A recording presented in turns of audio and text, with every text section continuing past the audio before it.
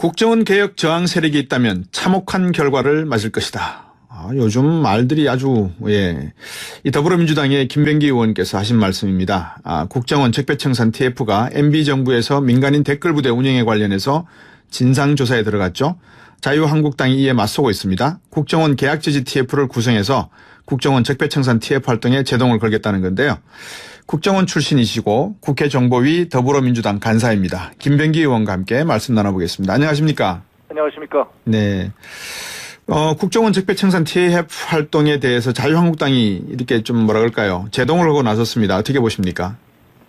글쎄, 적폐청산 TF에서 결과물이 나오지도 않았는데 네. 무엇을 근거로 정치 보복이니 하면서 제동을 거는지 모르겠습니다. 네. 아마 결과물이 나오면 지난 9년간 정권을 운영했던 분들이 얼굴을 들지 못할 수도 있는데 너무 성급하게 말씀하신 거 아닌지 모르겠습니다. 그렇죠.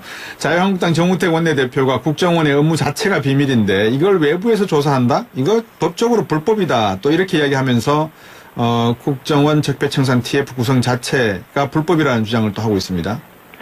아마 사실관계를 좀 잘못 알고 계신 듯합니다. 예. 국정원 업무는 비밀이지만 그것은 어디까지나 직무 범위 내에서 수행한 업무만 비밀이고요.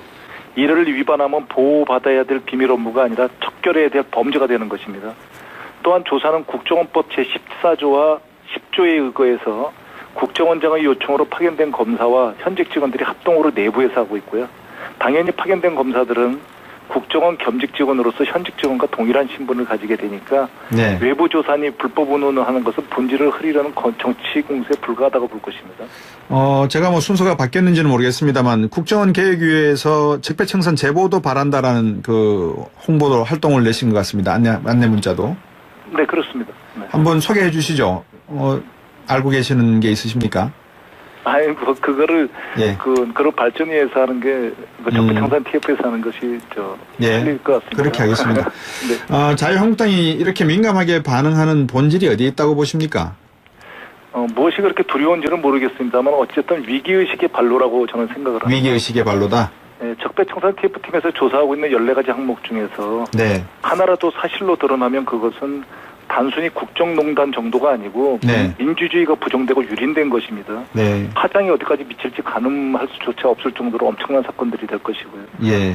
정권을 같이 운영했던 자유한국당도 국민들 앞에서 속고대죄해야 할 것이니 예민할 수밖에 없겠죠. 네.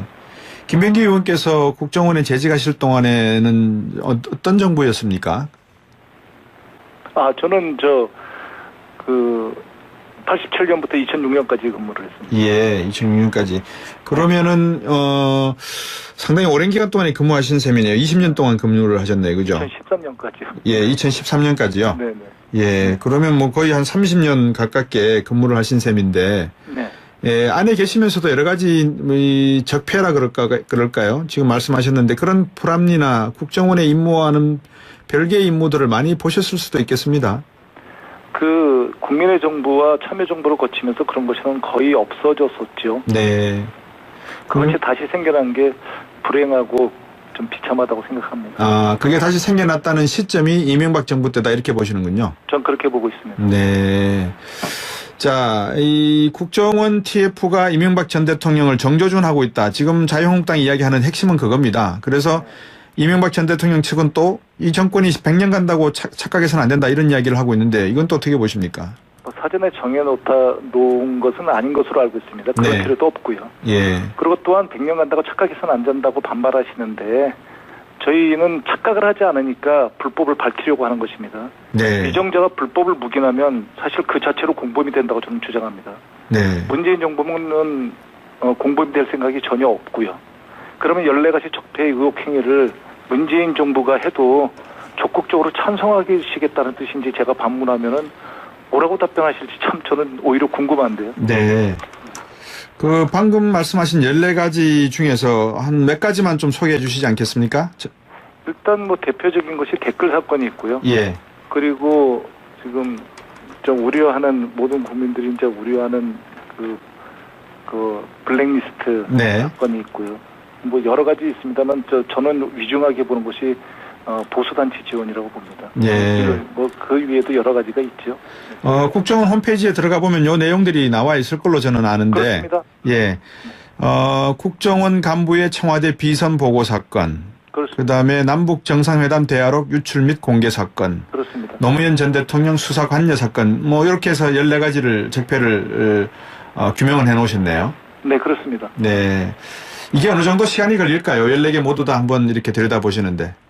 적어도 연말까지는 어느 정도의 유의미한 국민들이 궁금해하시는 사항에 대해서 유의미한 답변을 내놓아야 된다고 저는 생각을 합니다. 네.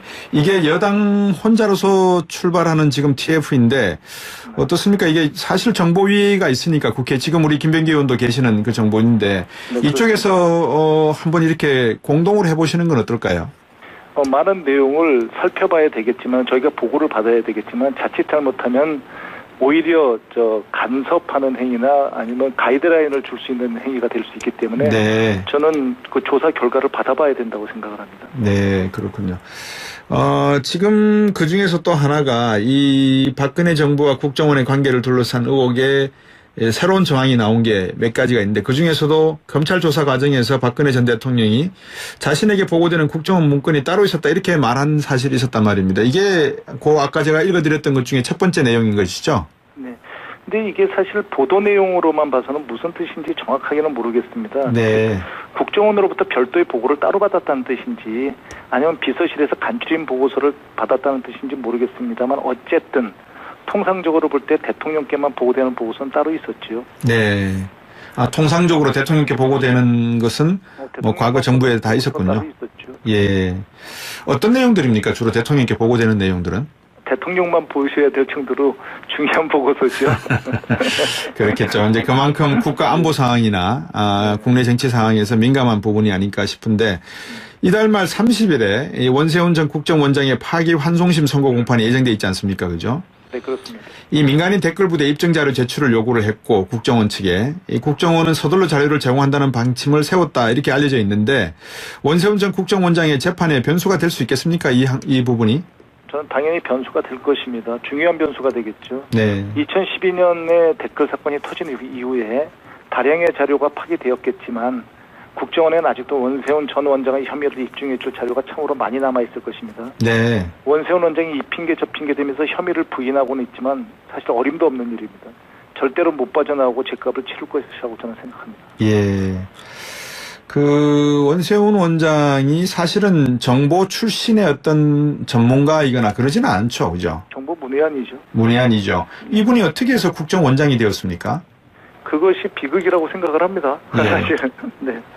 만약에 이제 여당 단독의 TF 이제 타스크포스가 이제 차려져서 여러 가지 유의미한 조사가 이제 시작이 될 거고 또 결과도 나올 걸로 예상이 되는데, 만약에 거기서 나온 자료가 어느 정도까지 법적인 구속력이라든지 또는 개혁에 필요한 자료로, 참고 자료로 활용이 될 수 있겠습니까? 합법적으로.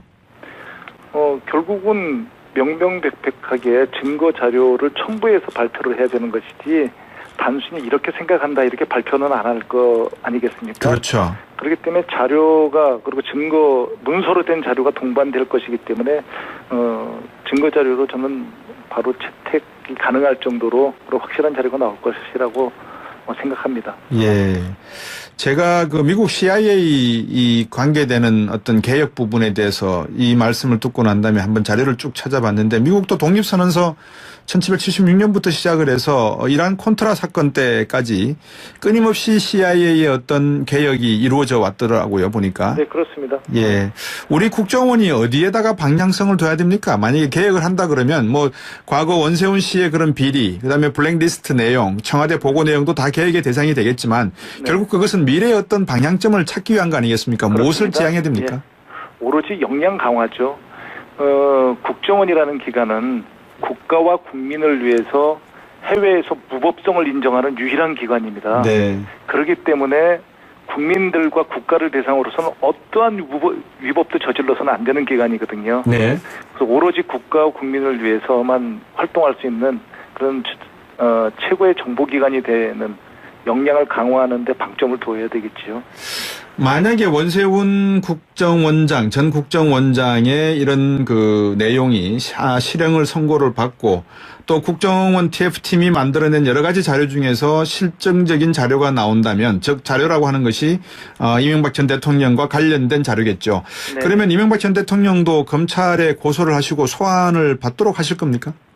저는 제한을 두지 않고 조사를 해야 된다고 생각을 합니다. 네. 이번만은 어떠한 정치적 고려도 없이 이 결과를 맺어야 된다고 생각을 합니다. 과거 그 박정희 전 대통령 시절부터 해서 우리가 안기부라고 부르던 그 시절부터 해서 국정원이 저질렀던 여러 가지 반민주적인 행태를 놓고 보면 이게 조금 더 역사를 더 거슬러 올라가서 깊게 한번 국정원 개혁의 문제를 고민하는 흔적을 남겨놓는 것이 더 바람직한 것이 아니겠는가. 이걸 이명박 정부 때 딱 스톱한다는 것은 어떤 면에서 보면 앞에서 참여정부와 국민의 정부 때는 상당히 축소되었다가 이명박 정부 때 다시 부활됐다고 말씀을 주셨습니다만 이 문제를 조금 더 깊게 들고 가야 될 필요성은 없을까요? 이게 잘못하면은 사실 본질을 흐리는 물타기가 될 수 있습니다. 네. 저희는 지금 말씀하신 것을 회피할 생각이 전혀 없습니다만 다만 이 적폐 의혹이라는 게 구체적으로 좀 드러난 것에 대해서 우선순위는 분명히 있다고 생각합니다. 네. 지금 조사하고 있는 적폐 의혹을 비롯해서 전 정권 9년 동안 행해졌던 적폐 행위에 대해서 우선 명명백백하게 밝힌 후에 예. 그다음 필요하다면은 과거에 대한 것을 갖다가 반추해 볼 수 있겠다고 생각합니다. 뭐 누구라고 제가 특정한 인의 이름은 거명하지 않겠습니다만 국정원장 한 분이 이 어떤 해외에서 이루어졌던 공작 사건에 직접 선글라스를 끼고 나타나고 하는 이런 모습을 보면서 이 국정원이 음지에서 양지를 구축하는 곳인데 이게 어떤 인사적인 측면이나 또는 자기의 공과를 내세우는 쪽에 너무 어떤 파벌적인 요소가 강해지지 않았나. 아마 그런 적폐도 분명히 있을 것 같은데 어떻게 보십니까? 많은 공과가 있었겠지만 공은 취하고 예. 반은 버려야 되겠지요. 민간인 댓글 부대 질문을 마지막으로 한번 드려보겠습니다. 3,500명 정도 구성됐다 이런 의혹이 있는데 이 3,500명 별도로 온라인 여론조작팀이 추가로 돼 있다 이런 이야기도 있습니다. 어떻게 보십니까? 이 3,500이라는 숫자가 예. 인원을 뜻하는 것인지 아니면 IP 주소와 함께 하는 의미를 의미하는 것인지는 아직 명확하게 밝혀진 것이 아닌 것으로 보입니다만 예. 조사가 이제 중반 정도 왔으니까 조사관들의 노고에 성원을 보내면서 저희가 좀 결과를 기다려보는 것이 좋지 않을까 생각합니다. 조사관들은 어떤 분들입니까? 전혀 현직 직원으로 구성되어 있고요. 예. 말씀드렸습니다만 검사들도 파견이 나오면 예. 현직 직원들과 동일한 신분으로 직무하게 돼 있습니다. 형평성이나 균형 문제가 상당히 중요할 것 같습니다. 왜냐하면 자칫 이런 분들이 또 다른 하나의 적폐를 만들어낼 수도 있는 부분이 있지 않습니까? 그런 것이 되지 않도록 면밀하게 크로스 체크를 해야 되겠죠. 예. 오늘 말씀 잘 들었습니다. 감사합니다. 네, 감사합니다. 자신에게 보고되는 국정원 문건이 따로 있었다 이렇게 말한 사실이 있었단 말입니다. 이게 아까 제가 읽어드렸던 것 중에 첫 번째 내용인 것이죠? 네. 근데 이게 사실 보도 내용으로만 봐서는 무슨 뜻인지 정확하게는 모르겠습니다. 네. 국정원으로부터 별도의 보고를 따로 받았다는 뜻인지 아니면 비서실에서 간추린 보고서를 받았다는 뜻인지 모르겠습니다만 어쨌든 통상적으로 볼 때 대통령께만 보고되는 보고서는 따로 있었지요. 네. 통상적으로 대통령께 보고되는 것은 뭐 과거 정부에 다 있었군요. 따로 있었죠. 예. 어떤 내용들입니까? 주로 대통령께 보고되는 내용들은? 대통령만 보셔야 될 정도로 중요한 보고서죠. 그렇겠죠. 이제 그만큼 국가 안보 상황이나 국내 정치 상황에서 민감한 부분이 아닐까 싶은데 이달 말 30일에 원세훈 전 국정원장의 파기 환송심 선고 공판이 예정돼 있지 않습니까? 그죠? 네, 그렇습니다. 이 민간인 댓글 부대 입증 자료 제출을 요구를 했고 국정원 측에 이 국정원은 서둘러 자료를 제공한다는 방침을 세웠다 이렇게 알려져 있는데 원세훈 전 국정원장의 재판에 변수가 될 수 있겠습니까? 이 부분이? 저는 당연히 변수가 될 것입니다. 중요한 변수가 되겠죠. 네. 2012년에 댓글 사건이 터진 이후에 다량의 자료가 파기되었겠지만 국정원에는 아직도 원세훈 전 원장의 혐의를 입증해줄 자료가 참으로 많이 남아있을 것입니다. 네. 원세훈 원장이 이 핑계 저 핑계 대면서 혐의를 부인하고는 있지만 사실 어림도 없는 일입니다.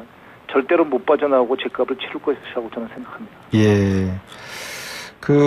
원세훈 원장이 사실은 정보 출신의 어떤 전문가이거나 그러지는 않죠. 그죠? 정보 문외한이죠. 문외한이죠. 이분이 어떻게 해서 국정원장이 되었습니까?